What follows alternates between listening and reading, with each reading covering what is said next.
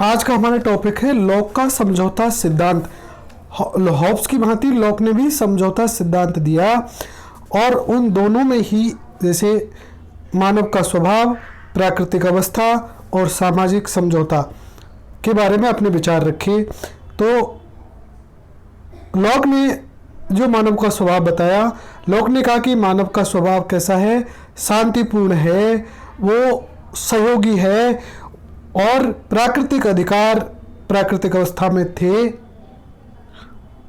मानव का स्वभाव कैसा है, अच्छा है, सहयोगी है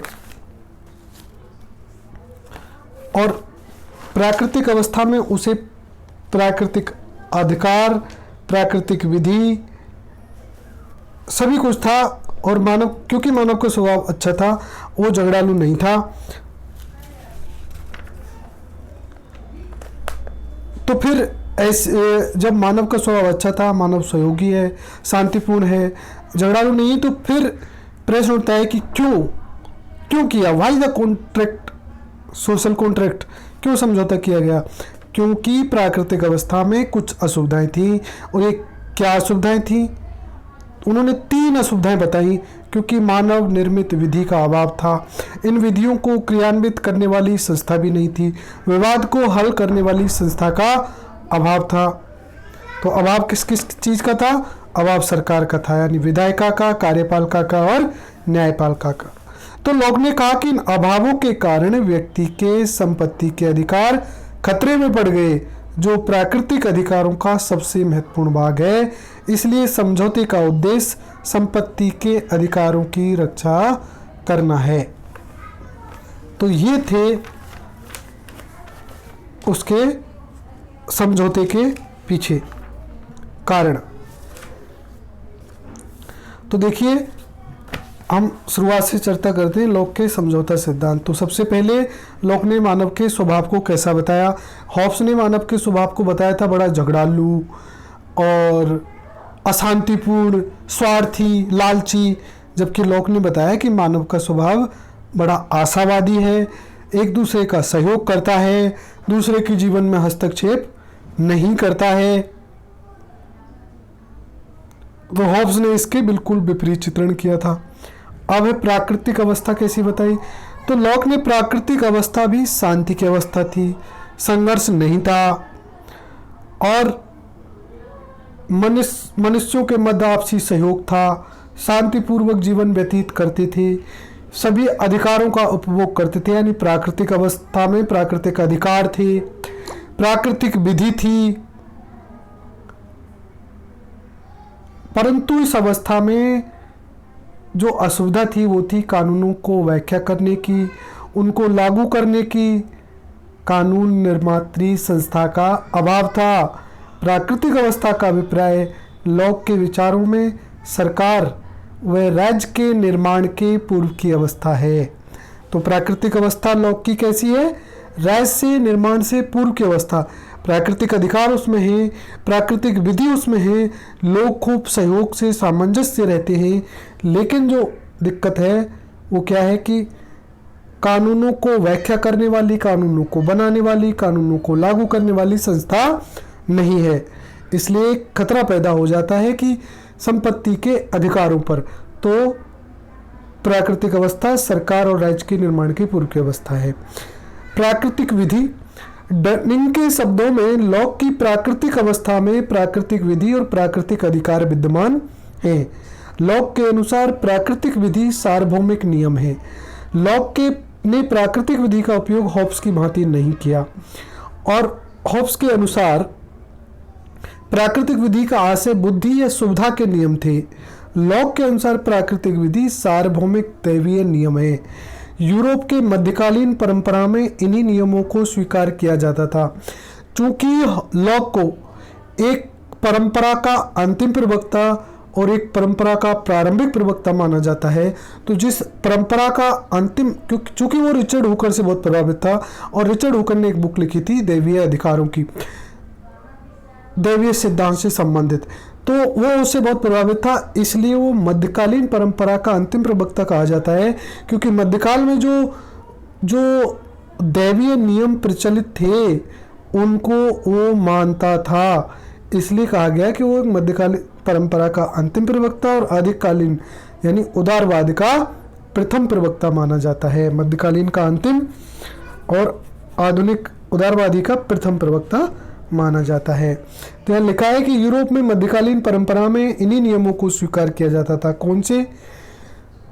तो लॉक की प्राकृतिक विधि कैसी है? मध्यकालीन प्राकृतिक विधि। और मध्यकालीन प्राकृतिक विधि क्या है? सार्वभौमिक दैविक नियम। क्योंकि वह रिचर्ड हुकर से प्रभावित था, इसने प्राकृतिक अधिकारों का निर्माण प्राकृतिक विधि के आधार पर किया तथा अधिकारों का औचित्य अनुभववादी ढंग से सिद्ध करने का प्रयास किया, जिसे लॉक के विचारों में विसंगति के रूप में देखा जाता है। क्योंकि उसने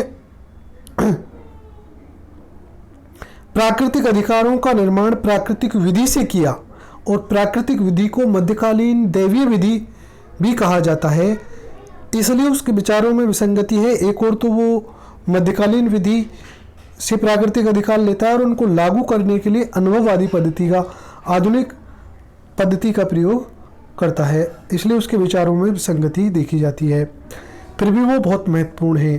सामाजिक समझौता। प्राकृतिक अवस्था शांतिपूर्ण थी, लेकिन इसमें कुछ असुविधाएं विद्यमान थीं। कुछ असुविधाएं विद्यमान थीं।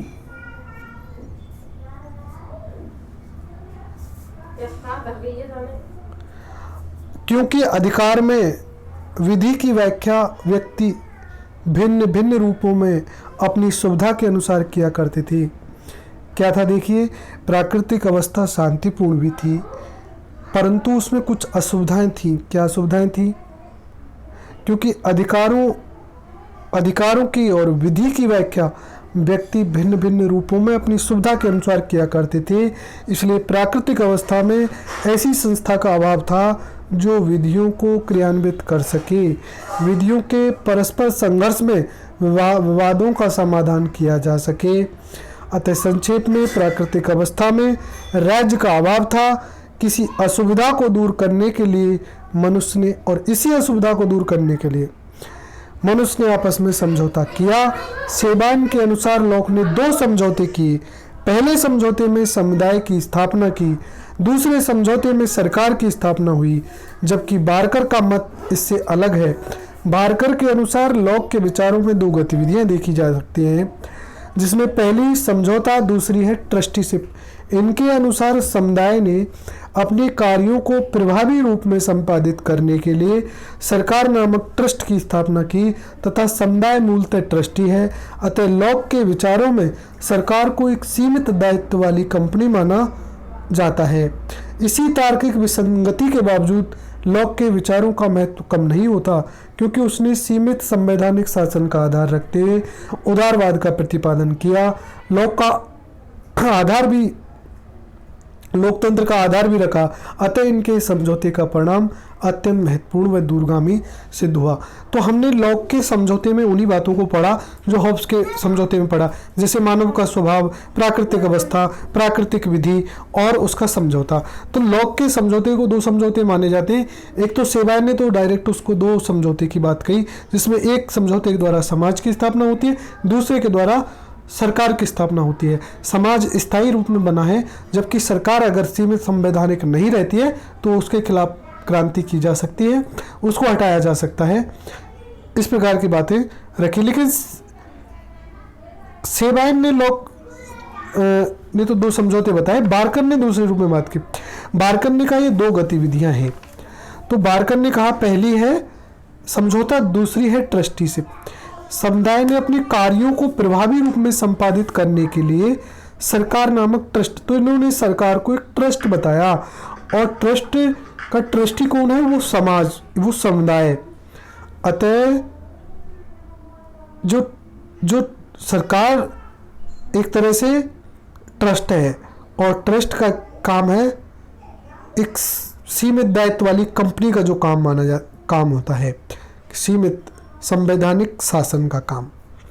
तो उसके समझौते से संबंधित विचार स्पष्ट है कि मानव का स्वभाव शांतिपूर्ण है, सहयोगी है, वो एक दूसरे के साथ सहयोग करता है। फिर प्राकृतिक अवस्था भी शांतिपूर्ण है, सामंजस्यपूर्ण है, मनुष्यों के मध्य सहयोग है, शांतिपूर्ण जीवन जिया जा रहा है। और उस प्राकृतिक अवस्था में प्राकृतिक अधिकार ही प्राकृतिक विधि है। प्राकृतिक विधि से प्राकृतिक अधिकारों की उत्पत्ति होती है और प्राकृतिक विधि मध्यकालीन दैवीय विधि है। परंतु इस शांतिपूर्ण अवस्था में भी कुछ असुविधाएं हो गई थी, उनको दूर करने के लिए समझौता करना पड़ा और समझौता दो रूपों में किया गया। तो यही था लॉक का समझौता सिद्धांत।